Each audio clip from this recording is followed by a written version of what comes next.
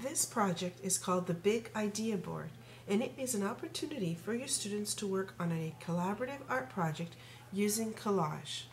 You may choose a subject that your class is working on at the time, or it could be a culminating activity at the end of a unit.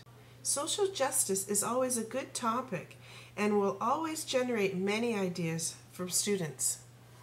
In our example, grade 8 students created this Big Ideas collage as a graduating class project.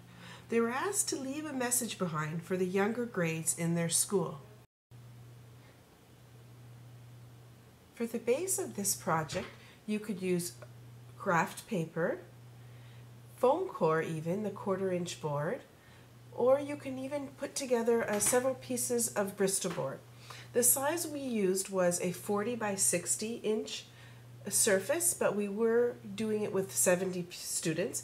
But if you're doing it with just your own class, then even a 30 by 40 size board would be adequate. For your supplies, you'll need colored markers, a couple of Sharpies, scissors, and white glue. Choose 3 or 4 different compatible colors of paper you want your students to work with. Cut these sheets, regularly 8.5 by 11 paper, in half, and this is in order to have less waste and also so your students will be more likely to combine several of the colors together for their work. The reason for limiting the number of colors you have available is to create balance and harmony across the whole board. By repeating the colors across the board, you're using repetition, one of the principles of design, to create balance. These are the 4 colors that we chose for our large Big Ideas board. Another supply that you should include for your students to use is newspapers. It will allow for the use of different text sizes and font styles. Your students may find words that they can use or be inspired by. There may also be an article that could get them thinking in a new direction for what they want their work to be about. Your students create their own small collage with their idea that will later be combined with that of their peers. Have them choose their papers and materials and begin working out their ideas. You want your students to be creative in how they manipulate the paper.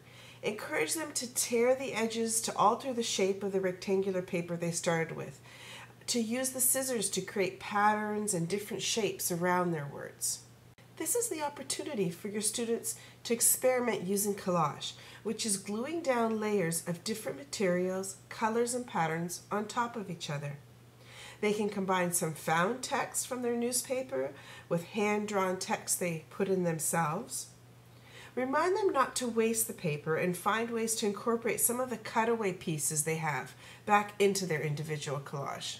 Once your students are finished their individual work, they can bring it over and glue their collage on top of the larger board. You want to reassure them that it is okay to overlap onto their classmates' collages. It is that overlapping that helps to connect all the individual pieces to make a whole interesting image. Once the students have attached their work, you'll notice that there are little gaps left. Use small torn pieces of the colored paper to fill in these little empty spots. To make the overall collage feel less busy and confusing, we used blue mostly to fill in the spaces along the bottom. Yellow and green were used mostly throughout the middle, and we kept it to just orange for filling in the gaps along the top. Well, you're almost done your Big Ideas board. Just one more step. To add a bit of pop and definition, use a black marker to outline and trace some of the individual collages. This will further emphasize the feeling of layering and will draw attention to some of the individual work and smaller details.